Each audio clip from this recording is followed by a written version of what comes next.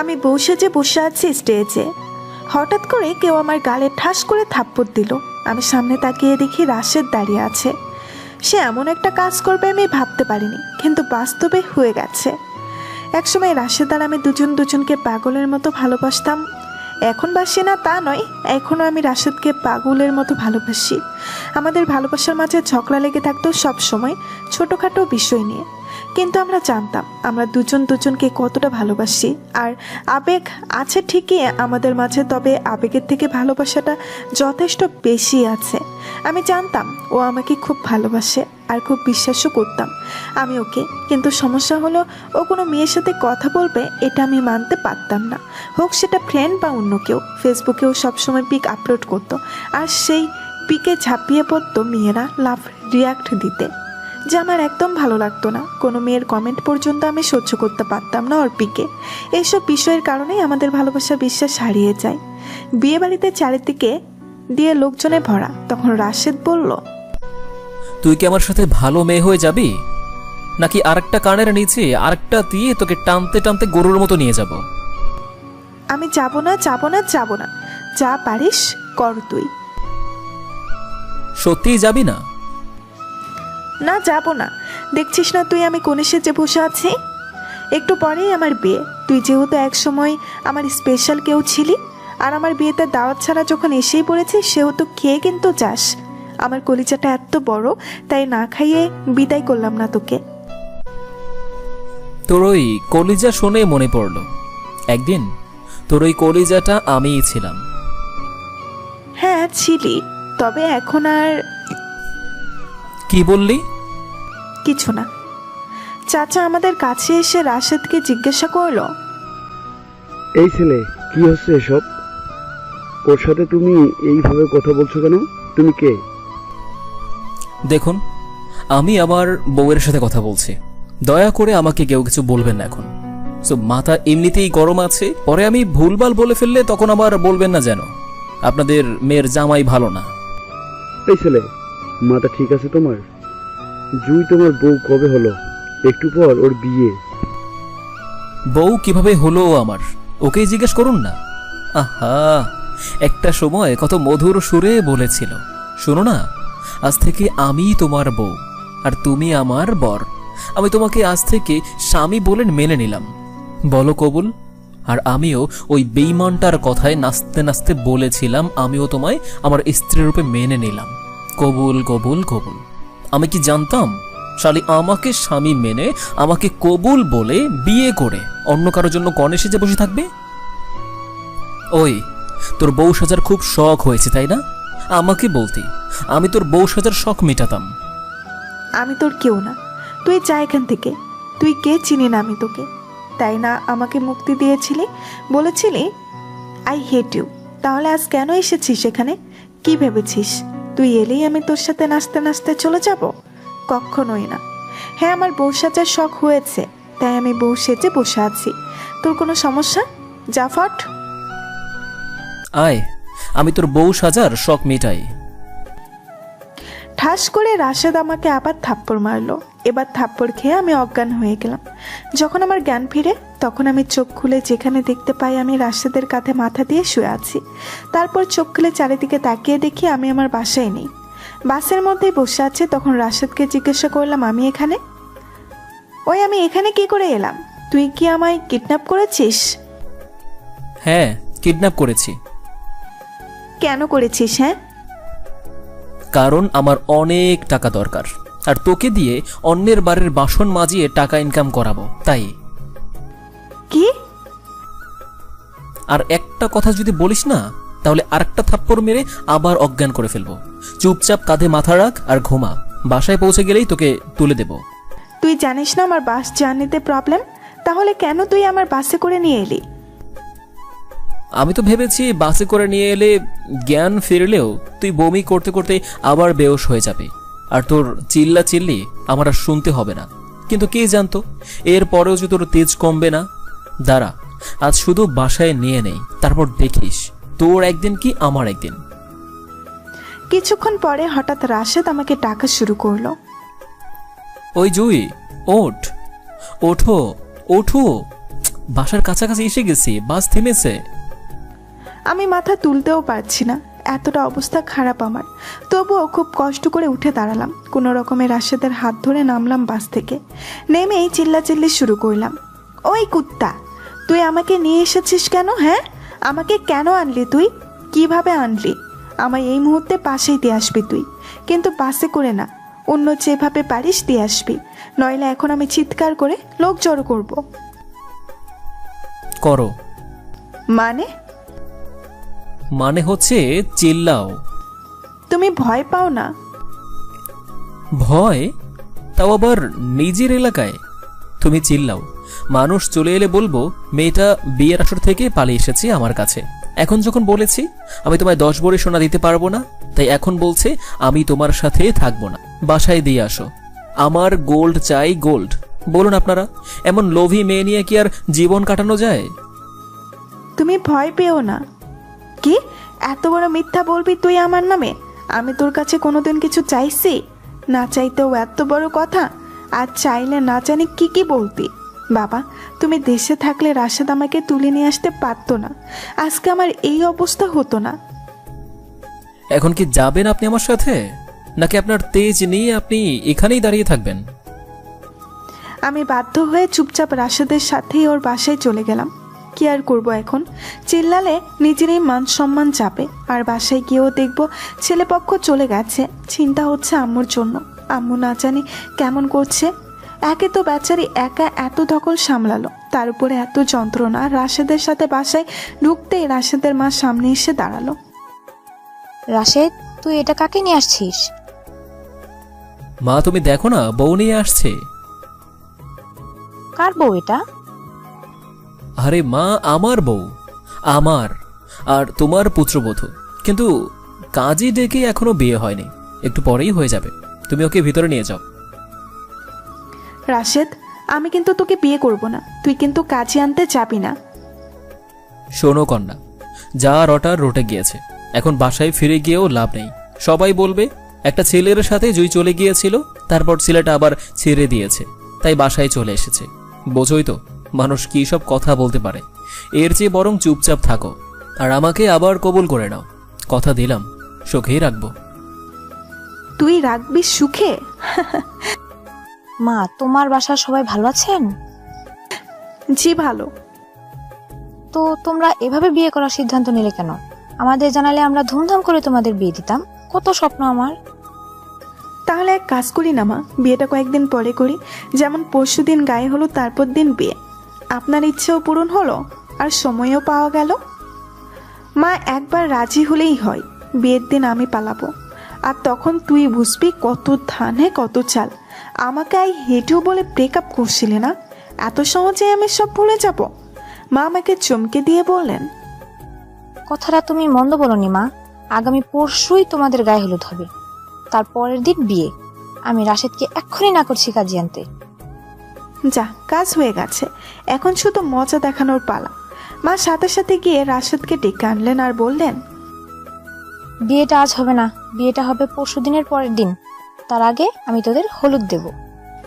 রাশেদ ঠিক বুঝতে পেরেছে এটা আমারই কোনো প্ল্যানের অংশ, তাই রাশেদ বলল, না মা, বিয়ে আমি আজই করব, আর এখনই করব। বিয়েটা শুধু করে নেই, তারপর বোঝাবো কত ধানে কত চাল। আর আমি বললাম, সেই সুযোগ তুই পাবি না চান্দু, তার আগে আমি দেখিয়ে দিব কত গমে কত আটা। তাহলে দেখা যাক কি দেখা হয়, চাল নাকি আটা। তুই আমার কথা রাখবি না বাবা? কতদিনের স্বপ্ন আমার, আমি তোকে হলুদ দেব, ধুমধাম করে তোকে বিয়ে করাবো। রাশেদ আমার দিকে তাকিয়ে গড় গড় করে রাগীভাবে বলল, ঠিক আছে, তুমি যা ভালো মনে করো। আমি তো মনে মনে এবার ঈদের মতো খুশি। আমার বাম চোখটা দিয়ে টিপে রাশেদের দিকে তাকিয়ে দিলাম একটা হাসি। রাশেদ রাগে ফুলতে ফুলতে ওখান থেকে চলে গেল। মা আমাকে ফ্রেশ হতে বললেন, আমি ফ্রেশ হয়ে নিলাম। মা টাকা দিলেন আর বললেন বিয়ের শপিং করে নিয়ে আসতে। আমি আর রাশেদ শপিং করতে চলে গেলাম। সব কিছু আমি রাশেদের পছন্দে কিনেছি। পারিবারিকভাবে এই অনুষ্ঠানটা হলো, গায়ে হলুদ দিল আমাকে সবাই। আমার স্বপ্ন ছিল রাশেদ নিজে আমাকে হলুদ দিবে, আর আমি গাঁদা ফুল আর গোলাপ ফুল দিয়ে সাজবো। রাশেদ আমার এই ইচ্ছা পূরণ করেছে এবং নিজের আমার কপালে গালে নাকে থুতনিতে হলুদ ছুঁয়ে দিয়েছে। আজ আমার বিয়ে। এই দিনটার জন্য আমি দুই চোখ ভরে অনেক স্বপ্ন দেখেছি, যে স্বপ্নগুলো ছিল শুধু রাশেদকে নিয়ে। আজ আমার সব স্বপ্ন যেন পূর্ণতা পাচ্ছে, কিন্তু তবুও কিছু শূন্যতা যেন রয়েই যাচ্ছে। একটু পরেই আমি লিখিতভাবে রাশেদের হয়ে যাব, যাকে আমি মনে প্রাণে স্বামী মেনে নিয়েছি, যাকে আমি আমার সমস্ত ভালোবাসা উজাড় করে দিয়ে ভালোবেসেছি, তার হয়ে যাব। কিন্তু তবু আমার মন কিছুতেই খুশি হতে পারছে না। কোথাও কোনোভাবে শূন্যতা আঁকড়ে ধরেছে আমায়। আমি বসে আছি বসে যে এক ধ্যানে, আর হঠাৎই দরজার দিকে চোখ যেতেই আমি চিৎকার দিয়ে উঠলাম, আম্মু! আর সবাই আমার দিকে তেড়ে আসলো। ভয় পেয়ে গিয়েছে সবাই আমার চিৎকার শুনে। আসলে আম্মু বলে চিৎকার দেওয়ার কারণটা হচ্ছে আমার আম্মু আর বোন দরজার সামনে দাঁড়িয়ে, আর আমি ওদের দেখে অবাক হয়ে চিৎকার দিয়ে ফেলি। খুশির যেন অন্ত নেই আমার। আমার আম্মু এসেছে। আমি আম্মু আর আমার বোনকে গিয়ে জড়িয়ে ধরলাম। আম্মু, তুমি এসেছো? এলাম তো, না এসে কি পারা যায়? আমার আদরের মেয়েটার বিয়ে বলে কথা। কিভাবে এলে তুমি? বাসা চিনলে কি করে? ওই যে আমার ছেলে আমাকে নিয়ে এসেছে। ছেলের সাথে থাকলে কি আর বাসা চিনতে হয়? ছেলে? আমি তাকিয়ে দেখি আম্মু রাশেদকে দেখিয়ে দিচ্ছে ইশারায়। তুমি নিয়ে এসেছো? তোমার কি মনে হয় আমি এতটাই খারাপ যে আমার খুশির জন্য আমি একজন মা, একজন বাবা আর একজন বোনের শখ আনন্দ মাটি করব? আমি যেমন তোমাকে ভালোবাসি তেমনি তারা তোমাকে আমার থেকেও হয়তো বেশি ভালোবাসেন। তাদের কিভাবে কষ্ট দেই বলো? Thank you Rashed, thank you so much. কিন্তু আব্বুকে কিভাবে? ভিডিও কল দেবো বিয়ের সময়, তুমি চিন্তা করো না। আজ আমার খুশির দেখে কে রাশেদ আমাকে এমন সারপ্রাইজ দিবে তা আমি কল্পনাও করিনি। কিন্তু আম্মুকেও পটালো কি করে সেটাই ভাবছি। কিছুক্ষণ পরে সবাই উপস্থিতিতে আমার আর রাশেদের বিয়েটা শেষ পর্যন্ত হয়েই গেল। আমি 3 কবুল পরে আর সাইন করে ওকে স্বামী হিসেবে মেনে নিলাম। আব্বুকেও রাশেদ ভিডিও কল দিয়েছিল। আব্বু আমাদের দোয়া করেছেন। আব্বুকে আম্মু আর আমার বোনটাই ম্যানেজ করেছে। বাবা তো শেষমেশ মেনেই নিল। এদিকে মা আমার আম্মুকে পেয়ে খুব খুশি। সবাই মিলে খুব গল্প করছে। এদিকে রাশেদ, ভাবি, আমার বোন, রাশেদের আপু সবাই মিলে বাসর ঘর সাজাচ্ছে। আমি আম্মু আর মায়ের সাথে বসে গল্প করছি। রাশেদ ইশারায় বারবার আমাকে ওর কাছে যেতে ডাকছে, কিন্তু আমি যাচ্ছি না। রাত হয়ে গেছে। মা আম্মুকে আর আমার বোনকে যেতে দেন। সবাই মিলে আমরা রাতের খাবার খেয়ে নিলাম। খাওয়া দাওয়া শেষ করে কিছুক্ষণ কথা বললাম সবার সাথে। একটু পরেই দেখি রাশেদ ইশারায় ভাবিকে কি যেন বলছে। ভাবি এসেই আমাকে বলল, চলো চলো, অনেক রাত হয়েছে, তোমাকে তোমাদের রুমে দিয়ে আসি। ভাবি আর একটু পরে যাই না? না না, এখনই চলো। ভাবি আমাকে ধরে নিয়ে গেলেন রাশেদের রুমে, যে রুমটা আজ থেকে আমারও। রাশেদ আর আমার দুজনেরই। আমি ভীষণ লজ্জায়, ভয় আর সংকোচে ফুলে সাজানো খাটটাতে বসলাম। ভাবি আমাকে রেখে চলে গেলেন, আর যাওয়ার আগে বলে গেলেন, আজ তোমাদের বাসর রাত, জীবনের সব থেকে মধুর রাত। আজ কিন্তু ঝগড়া করো না। আমি শুধু মুস্কি একটা হাসি দিয়ে মাথা নাড়ালাম। আমি বসে আছি, এদিকে রাশেদ এসে সোজা খাটের কাছে এসে আমার হাত ধরে টান দিয়ে খাট থেকে নিচে নামালো। এভাবে টানছো কেন? আমার কথাই কোনো উত্তর না দিয়েই রাশেদ আমাকে জড়িয়ে ধরল। তুমি জানো না কলিজা, আজ আমি কত হ্যাপি। উফ, ফাইনালি আমি সাকসেস। আমি লজ্জা পেয়ে রাশেদকে বললাম, হয়েছে, এবার ছাড়ো। আচ্ছা ছাড়লাম, তবে এরপর যখন ধরবো তখন কিন্তু আর ছাড়বো না। যাও সরো, ফাজিল কোথাকার। আচ্ছা বলো তো, বাসর ঘরটা সাজানো কেমন হয়েছে? অনেক সুন্দর না? গাঁদা ফুল আর গোলাপ ফুল, উফ কি জোস না? ঘোড়ার ডিমের জোস। আমি না বলেছিলাম আমাদের বাসর ঘর হবে রজনীগন্ধা দিয়ে আর গোলাপ দিয়ে? এত তাড়াতাড়ি তুই ভুলে গেলি? কার পছন্দের ফুল গাঁদা? সত্যিকার বল, নইলে কিন্তু খবর আছে বলে দিলাম। ওই মিসেস, কোনো রকম তেজ না, ওকে? এখন কিন্তু তুই আমার বিয়ে করাবো। ঝগড়া করলে মেয়েরে হাড্ডিগুড্ডি ভেঙে ফেলবো। তুমি বাসর রাতে আমার সাথে ঝগড়া করবা কলিজা? তুমি আমাকে মারতে চাইলা? ওই ঝগড়া কে শুরু করলো শুনি? আমি রজনীগন্ধা দিয়ে বাসর ঘর সাজাইনি বলে আমার দোষ হয়ে গেছে? হ্যাঁ, তুই যে আমাকে বিয়েই করতে চাসনি, ওটা কি দোষ না? বিয়েটা করলো কে? এই আমি করেছি, আমি। নইলে তো এখন অন্যের ঘরে বুয়াই হয়ে থাকতি। আমি রানীর হালে রাখছি তো, তাই বাতাস পাচ্ছ না। আমি কোনো কিছু না বলে সোজা রাশেদকে জড়িয়ে ধরলাম, কারণ ওকে জড়িয়ে না ধরলে এখন আর ওর রাগ কমবে না, এটা আমি ভালো করেই জানি। I love you Rashed, love you. Love you too কলিজা, লাভ ইউ টু। রাশেদ ভুলে গেছে এক নিমিষেই ওর সকল রাগ, আর জড়িয়ে নিয়েছে আমায় ওর বাহু ডোরে, আর পূর্ণতা দিয়েছে আমাদের ভালোবাসার। সকাল হতেই বিছানা থেকে উঠতে যাব, আর রাশেদ আমাকে এক টানে ওর কাছে নিয়ে নেয়, কপালে ভালোবাসার স্পর্শ এঁকে দেয়। আমি ওর দিকে লজ্জায় তাকাতেই পারছিলাম না, ওকে ধাক্কা দিয়ে ফেলেই চলে গেলাম আমি ওয়াশরুমে। ফ্রেশ হয়ে বেরোতেই দেখি রাশেদ ফুলে আছে। কি হয়েছে, এমন পাচার মতো মুখ করে আছো কেন? ধাক্কা দিয়ে ফেলে দিল কেন আমায় মিসেস রাশেদ? থাকো তুমি মুখ ভার করে, আমি গেলাম।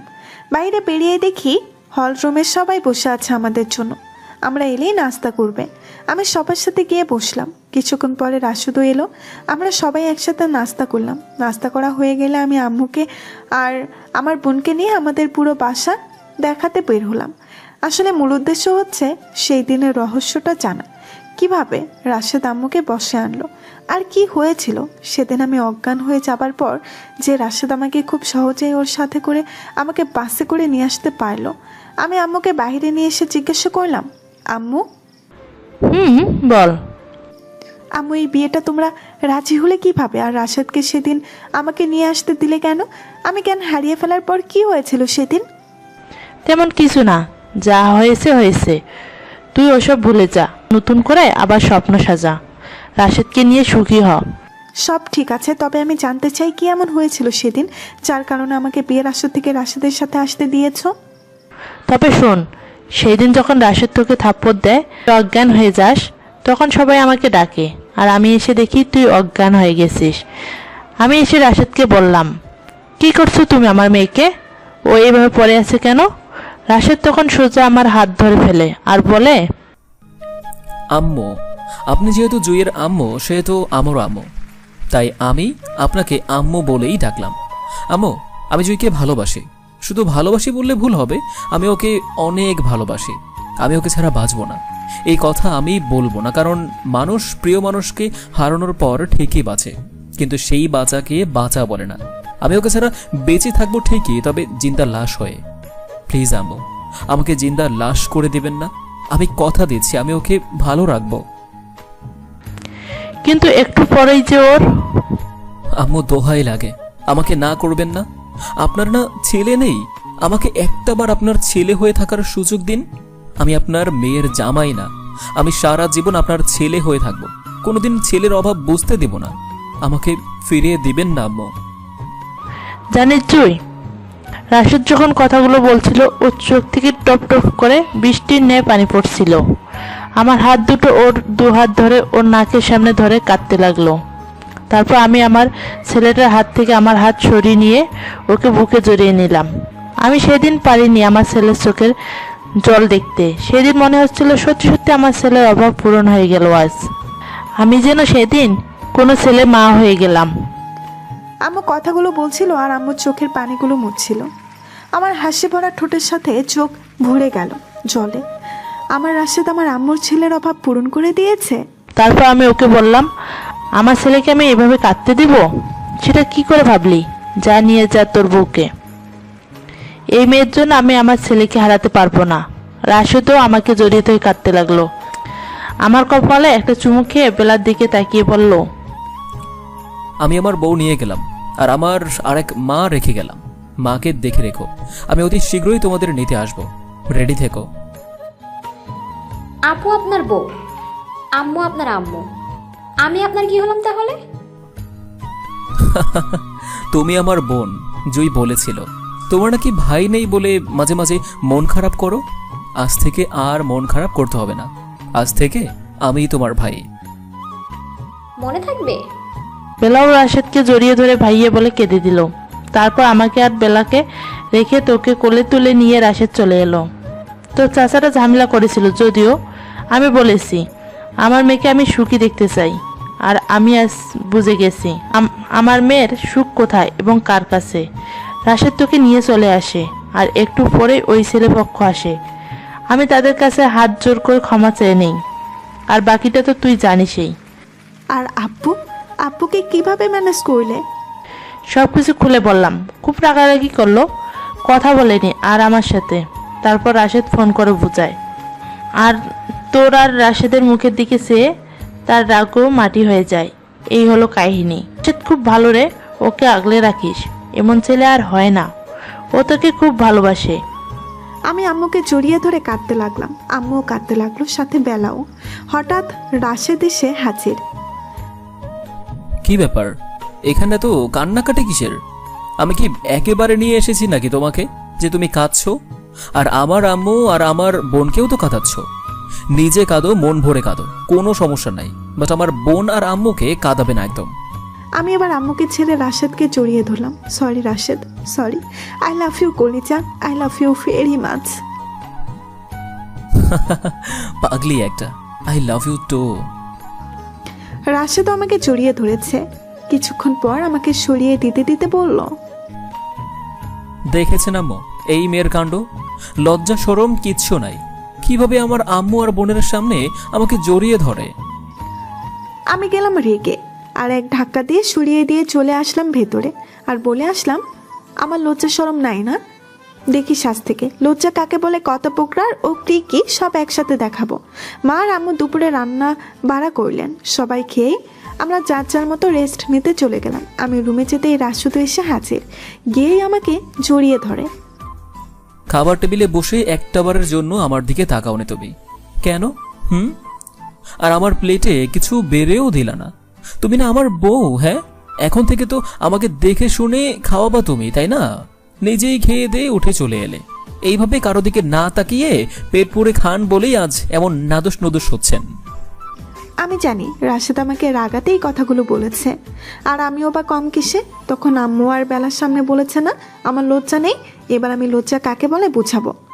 ছাড়ুন ছাড়ুন, কি করছেন আপনি? এইভাবে জড়িয়ে ধরেছেন কেন? সবে মাত্র বিয়ে হয়েছে, 2 দিনও হয়নি, 2 দিনেই লজ্জা ভেঙে যাবে? মিনিমাম 6 মাস লাগবে আমার লজ্জা ভাঙতে। জানেন কত লজ্জাপতি আমি? আর আপনি কিনা এখনই আমাকে এইভাবে চাপড়ে ধরলেন, আর আমার শাড়ির আঁচলটা দাঁত দিয়ে কামড়ে ধরে পড়লাম। স্বামী, আপনি আমাকে এইভাবে জড়িয়ে ধরবেন না গো, আমার লজ্জা লাগে। আর রাশেদকে ধাক্কা দিয়ে খাটের উপরে ফেলে দিয়ে রুম থেকে বেরিয়ে এলাম। বেচারা ভ্যা বাচ্চাকে খেয়ে আমার দিকে তাকিয়ে আছে, আর আমি বাইরে এসে হাসতে লাগলাম। ডিয়ার বর, আজ থেকে তুমি দেখবে আমার লজ্জা। এরপর রাশেদ যখনই আমার সামনে আসে, আমি এত বড় লম্বা একটা ঘোমটা দিয়ে লজ্জা লজ্জার দৃষ্টিতে তাকাই ওর দিকে। আমাকে দেখে মনে হয় আমি যেন লজ্জায় মরে যাচ্ছি। আম্মু আর বেলা সবার কাছে থেকে বিদায় নিয়ে বিকেলের দিকে চলে গেলাম। মা বলেছিলেন থেকে যেতে কয়টা দিন, আম্মু বললেন আবার পরে এসে থাকবে। আম্মু রাশেদের হাত ধরে বলে গেলেন, আমার মেয়েটাকে আগলে রেখো। আপনি কোনো চিন্তা করবেন না আম্মু, এখন থেকে ওর সব দায়িত্ব আমার, আমি ওর খেয়াল রাখবো। ভাইয়া আমরা আসি, আপনি আপুকে নিয়ে খুব তাড়াতাড়ি চলে আসবেন কেমন? খুব শীঘ্রই আসবো। আম্মুরা চলে যায়, আমার মন খারাপ হয়। মা আমাকে বলেন, আমরা আছি না, মন খারাপ কিসের? রাশেদ 2-1 দিন পরই নিয়ে যাবে তোমাকে। রাতের খাবার খেয়ে শুতে গেলাম আমরা সবাই। এদিকে আমি বড় একটা ঘোমটা দিয়ে খাটের গিয়ে শুয়ে আছি। ওই মেয়ে, ওই সরাবা তোমার ঘুমটা, মেজাজ খারাপ হচ্ছে কিন্তু। শোনেন তো, আমার বুঝি লজ্জা করে না? লজ্জা না? দেখাচ্ছি আমি লজ্জা স্তরে, দাঁড়া। এই বলে রাশেদ আমাকে কোলে তুলে ছাদে নিয়ে গেল। মনে মনে ভাবছি হয়তো রোমান্টিক মোমেন্ট করবে, চাঁদ দেখবে আমাকে নিয়ে, বা গান গেয়ে শোনাবে, গল্প শোনাবে। কিন্তু ও যা করলো আমি তার স্বপ্নেও ভাবিনি। আমাকে কোলে নিয়ে ছাদের একেবারে শেষ প্রান্তে নিয়ে গেল। এই কি করছো রাশেদ? পড়ে যাবো তো। আর লজ্জা লজ্জা করবি?